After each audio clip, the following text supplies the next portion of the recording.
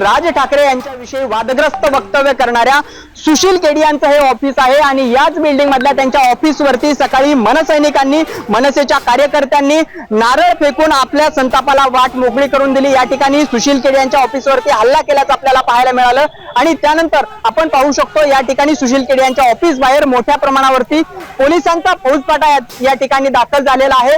एकीकडे वरळीच्या NSI dome मध्ये दोन्ही ठाकरे बंधूंचा मेळावा होता। या मेळाव्यामध्ये मराठी भाषेविषयी एक प्रेम आणि त्यांनी एकत्र येण्याचा जो संदेश दिलाय त्यानंतर मनसैनिक आणखी आक्रमक होण्याची शक्यता आहे। तर दुसरीकडे याच मुद्द्यावरून जर आपण पाहिलं तर मनसेचे कार्यकर्ते पुन्हा एकदा या सुशील केडी यांच्या ऑफिसवरती हल्ला करू नये त्यामुळे पोलिसांचा मोठा फौजफाटा आता या ठिकाणी दाखल झाल्याचं आपल्याला पाहायला मिळत आहे। त्यामुळे एकीकडे सुशील केडी यांना माफी मागितली असली तरी सुद्धा मनसेच्या कार्यकर्त्यांकडून पुन्हा हल्ला होऊ नये यासाठी पोलिसांचा बंदोबस्त या ठिकाणी दाखल झाल्याचं आपल्याला पाहायला मिळत आहे। भरत मोहोळकर, साम टीव्ही न्यूज, मुंबई। तर काही वेळापूर्वीचे हे दृश्य ज्या वेळेला सुशील केडी यांचं ऑफिस मनसेच्या कार्यकर्त्यांनी नारळ फेकून फोडलेलं आहे।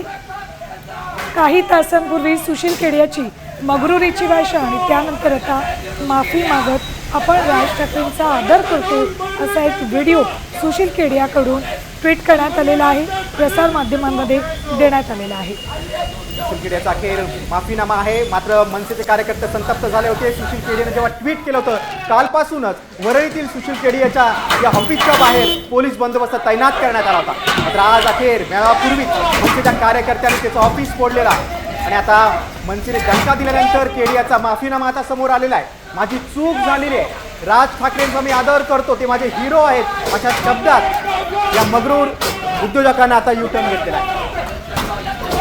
गिरीश, महाराष्ट्रात राहायचं, मुंबईत राहायचं आणि इथेच कमावून उद्योगपती व्हायचं, मात्र याच राज्याची भाषा ही बोलण्यासाठी नकार द्यायचा, मगरुरी दाखवायची आणि याचा परिणाम मग असा होतो, हेच एक प्रकारे मनसेच्या कार्यकर्त्यांनी दाखवून दिले।